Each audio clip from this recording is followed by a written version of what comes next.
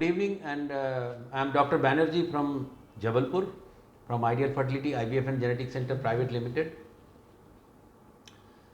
I am a gynecologist, and there is a question. Deven जी एक पूछ रहे थे सुबह आज एक NIPGT का जो केस किया उसके बारे में, तो देवेन जी क्या पूछ रहे थे आप, जो पेशेंट भी पूछते हैं शायद? सर क्वेश्चन ये था कि आज आपने जो NIPGT किया, तो NIPGT और एरा दोनों में क्या डिफरेंस होता है? NIPGT किस कंडीशन में आपने किया और क्या एरा भी कर सकते थे?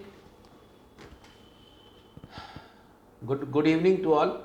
ये जो क्वेश्चन है इसमें दो पार्ट है. एक है एरा. एरा मतलब होता है कि एंडोमेट्रियल रिसेप्टिविटी एरे या ऐसे, और NIPGT का मतलब होता है non invasive prenatal pre implantation genetic testing.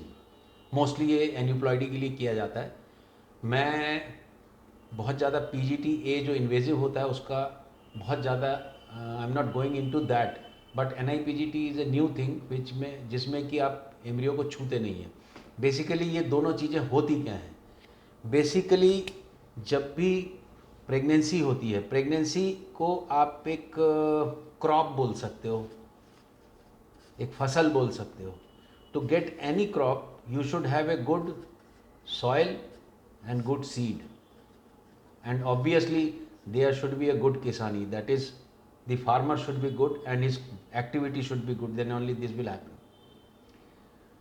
Now what we do, हम IVF में ICSI में जो चीज़ें करते हैं, हमारा मेन मकसद ये है कि क्रॉप निकलना चाहिए, मतलब प्रेगनेंसी होना चाहिए. अब ये जो सीड बनता है, सीड जो है ये दो लोगों से बनता है. एक होता है मेल का स्पर्म और एक होता है फीमेल का एग. तो जो हम दोनों सीड लेके जब हम इसको एग के भीतर ICSI से या सिंगल स्पर्म इंजेक्शन, ये एग है, ये स्पर्म है, इसको जब मिला के हम बनाते हैं जब, तो दिस इज़ कॉल्ड फर्टिलाइजेशन. ये हम इन विट्रो करते हैं, मतलब बाहर करते हैं. इसके बाद में इसको ग्रो करते हैं. ग्रो करके मैं उसमें डिटेल में नहीं जा रहा हूँ, हम डे 5 तक इसको ले जाते हैं. कभी कभी डे 6 भी ले जाते हैं, कई बार हम डे 4 भी करते हैं, बट डे 3 को क्रॉस करा के ट्रांसफ़र करते हैं. अब ये जो एम्ब्रियो बना दोनों के हस्बैंड वाइफ के सीड से, इसकी क्वालिटी, अब इसकी क्वालिटी में सबसे मेन ये होता है कि जो फीमेल का एग रहता है, नॉर्मली हम सब 46 क्रोमोसोम से बने हुए हैं, मेल और फीमेल दोनों. तो जब गैमीट बनाते हैं तो मेल 23 देता है और फीमेल भी 23 क्रोमोसोम देता है. कई बार जब फीमेल का एग बनता है 23 वाला बनना चाहिए, तो या तो 22 वाला बन जाता है या 24 वाला बन जाता है. इसको एन्यूप्लॉइडी बोलते हैं. इसके साथ यदि स्पर्म मिला तो या तो 45 का बनेगा या 47 का बनेगा. ये दोनों की लाइफ अच्छी नहीं होती है. ये एम्ब्रियो डेड कर जाते हैं, डेथ हो जाती है, या फिर इम्प्लांट नहीं होते हैं, या ब्लास्टोसिस नहीं बनता है. तो कैसे डिसाइड करें कि ये 46 वाला है? तो इस एम्ब्रियो का टेस्ट होना चाहिए. अब एम्ब्रियो में दो पार्ट होते हैं, एक इनर सेल मास होता है और एक ट्रोफोएक्टोडर्म. दो पार्ट हो जाते हैं ब्लास्टोसिस्ट में. इससे बनता है बेबी और इससे बनता है प्लेसेंटा. प्लेसेंटा मतलब जिससे मदर के साथ इसका अटैचमेंट होगा. अब इस ट्रोफोएक्टोडर्म सेल का बायोप्सी करके हम पहले अभी भी देखते हैं कि इसमें 46 क्रोमोसोम है कि नहीं. तो हम ये मान के चलते हैं कि इसमें भी होगा, क्योंकि इसको टच नहीं कर सकते, नहीं तो ये डेथ हो जाएगी इसकी. तो क्या करें? ये बायोप्सी करें, इसमें डैमेज हो सकता है. बायोप्सी में रिज़ल्ट लैब के हिसाब से भी प्रॉब्लम हो सकती है. तो ये जिस लिक्विड में पलता है उस लिक्विड में ये अपने कुछ DNA छोड़ता है. इनर सेल मास भी छोड़ेगा, ट्रोफोएक्टोडर्म भी छोड़ेगा. तो ये जो लिक्विड हमारे पास आया, हमने इस एम्ब्रियो को रख दिया बाहर, और जो लिक्विड आया, इस लिक्विड को यदि हम इसके DNA का जांच करें और नॉर्मल DNA के साथ इसका तुलना करें, तो यदि ये बैलेंस मिलेगा तो मान के चल सकते कि ये 46 होगा. तो इसको हमने चूंकि इन्वेड नहीं किया, टच नहीं किया, तो it is called non invasive pre implantation अभी हमने बिठाया नहीं, जेनेटिक टेस्ट ये आज हमने एक पेशेंट के 6 एम्ब्रियो बने थे, 6 के हम अलग अलग एम्ब्रियो के अलग अलग जांच करके देखेंगे। तो ये हमने सीड का टेस्ट किया जो अंकुरित अनाज है, जो कि बैठेगा जाके। अब बात आती है कि क्या क्रॉप अच्छा निकलने के लिए सॉइल ठीक नहीं होना चाहिए? तो जो सॉइल है वो बच्चेदानी के भीतर का एंडोमेट्रियम, जहाँ पर ये हम बिठाएंगे, इसको ट्रांसफ़र करेंगे। तो जब इसके भीतर बिठाते हैं तो जैसे खेत में गुड़ाई होती है, सिंचाई होती है, फिर हम बुआई करते हैं, तो हम वो भी सीड को भी चेक करके कर सकते हैं। तो हमको सॉइल भी देख लेना चाहिए। तो सॉइल टेस्टिंग क्या होती है? सॉइल टेस्टिंग में यूट्रस का एक टाइम होता है बच्चेदानी की लाइनिंग का, जिसमें ये सीड को एक्सेप्ट करने के लिए बेस्ट रिसेप्टिव होती है। मतलब आप यदि उस दिन बिठाएंगे तो कुदरत क्या करती है, 5वें दिन बिठाती है, तो हम उसको 5वें दिन बिठाते हैं, डे 5 में। ऐसा भी हो सकता है कि ये डे 5 में रिसेप्टिव ना हो, ये डे 4 में हो या डे 6 में हो। अब आप डे 5 में जब करेंगे तो ये डे 4 में था तो भी प्लांट नहीं होगा, डे 6 का होगा तो भी प्लांट नहीं होगा। तो क्या इसको प्लांट करने के पहले हम इसका टेस्ट कर सकते हैं? इसका भी टेस्ट करते हैं। अब इसका टेस्ट कैसे करते हैं? इसमें जो एंडोमेट्रियम होता है, इसमें सेल्स होते हैं। हमारे सभी बॉडी में हर जगह सेल होते हैं, सेल से ऑर्गन बनता है।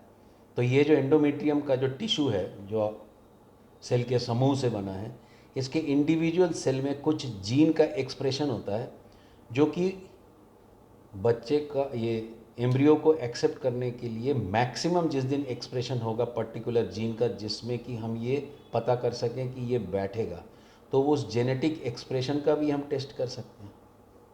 अब जेनेटिक एक्सप्रेशन में हम डीएनए टेस्ट नहीं कर सकते, क्योंकि डीएनए तो सब में रहेगा। तो डीएनए का कौन सा पार्ट एक्सप्रेस हो रहा, उससे आरएनए बनेगा। उस आरएनए से हम पता कर सकते कि क्यों कौन सा आरएनए बना, तो उस आरएनए का ऐसे कर सकते हैं। ये जो ऐसे करते हैं एंडोमेट्रियम की रिसेप्टिविटी का ऐसे, तो that is called endometrial receptivity ऐसे, दैट इज़ कॉल्ड एरा। ये कंपनी का नाम है, ऐसे टेरा भी है, बहुत सारे कंपनीज जो ये टेस्ट करके देते हैं। तो हम एंडोमेट्रियल रिसेप्टिविटी विभिन्न आरएनए एक्सप्रेशन को इकट्ठा करके कम से कम 235 जीन का आरएनए देखते हैं। उसका एक्सप्रेशन का हमने नॉर्मल इम्प्लांटेशन के साथ तुलना करके रखी है। यदि उसके साथ वो मैच करता है तो हम बोल सकते हैं कि ये डे 5 में रिसेप्टिव है, डे 4 में रिसेप्टिव है, कि डे 6 का रिसेप्टिव है। तो जो एरा और एनआईपीजीटी, ये दो पार्ट हैं इन विट्रो फर्टिलाइजेशन के, जो एडवांसमेंट है जो, तो क्या इम्प्लांटेशन विंडो देखने से ही यदि हम ठीक ठीक बिठा दें तो प्रेगनेंसी हो ही जाएगी? ऐसा नहीं है। इससे प्रेगनेंसी रेट कुछ हद तक इम्प्रूव हो सकती है। ये भी देखा गया है कि यदि आप एंडोमेट्रियम को भी बहुत अच्छे से जांच लें, आप एक बहुत अच्छा यूप्लॉइड मतलब 46 क्रोमोसोम वाला भी एम्ब्रियो बिठाएं, तो ज़रूरी नहीं कि वो प्रेगनेंसी हो ही जाए। That might go up to 65, 60, 70%। तो फिर 30% हम कहाँ पर चूक जाते हैं? तो उसमें बहुत सारे हमारे फैक्टर भी रहते हैं।